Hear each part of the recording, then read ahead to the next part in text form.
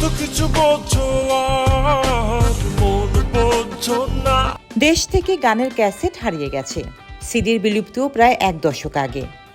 গান মূলত এখন ইউটিউব, স্পটিফাইয়ের মতো ডিজিটাল মাধ্যম নির্ভর। ইউটিউব, স্পটিফাইয়ের চেয়ে গান এখন শ্রোতাদের কাছে সবচেয়ে সহজে পৌঁছায় টিকটকের মাধ্যমে। টিকটকে ভাইরাল হলে ইউটিউবেও ভিউ বাড়তে থাকে ওই গানের। 2016 সালে ছোট ভিডিও শেয়ারের সামাজিক মাধ্যম টিকটক যাত্রা শুরু করে।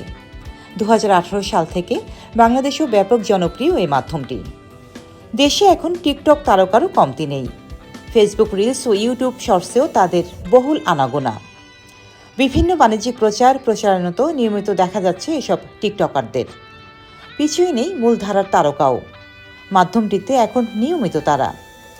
সঙ্গীত শিল্পী ও পৃষ্ঠপোষকরা এখন নতুন গান প্রকাশের সঙ্গে সঙ্গে টিকটক তারকাদের কাছে ধর্ণা দিচ্ছেন। অর্থের বিনিময়ে তাদের গানে টিকটক ভিডিও করাচ্ছেন।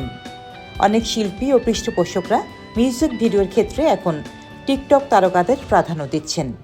সে কারণে মিউজিক ভিডিওতেও টিকটক তারকাদের এখন সরব উপস্থিতি।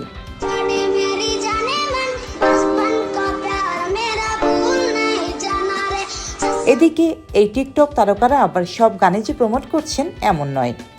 চটুল ও মশলাদার কথা ও সুরের গানকেই তারা প্রাধান্য দিচ্ছেন, যে কারণে ভালো কথা ও সুরের অনেক গান আড়ালে চলে যাচ্ছে। শ্রোতাদের কাছে ঠিকভাবে সে গান যাচ্ছে না বলে মনে করছেন কেউ কেউ। টিকটকারের এই দৌরত্ব নিয়ে সুরকার ও শিল্পী নকিব খান বলেন, আমি মনে করি টিকটক গানের আবেদন নষ্ট করে। টিকটকের সঙ্গে গানের কোনো সম্পৃক্ততা থাকতে পারে না। গীতিকার জাহিদ আকবর বলেন, সময়ের সঙ্গে নতুন নতুন প্রযুক্তির সঙ্গে আমাদের এগিয়ে যেতে হবে। আমি মনে করি টিকটকে যারা নিয়মিত কাজ করছে তাদেরকে দিয়ে মানসম্মত গান প্রমোট করলেই ভালো হবে। গীতিকার, সুরকার ও সঙ্গীত শিল্পী জয় শাহরিয়ার বলেন, সময়ের কোনো কিছুকে অস্বীকার করার সুযোগ নেই। তবে এখন যারা টিকটক তারকা তারা যদি একটু সুষ্ঠু ও সংস্কৃতি বান্ধব হয় তাহলে আমাদের সঙ্গীত আরও এগিয়ে যাবে। সঙ্গীত বোদ্ধাদের অনেকেই মনে করেন বিভিন্ন দেশে টিকটক অনেক ভালো কাজে ব্যবহার হচ্ছে, কিন্তু বাংলাদেশে ব্যতিক্রম।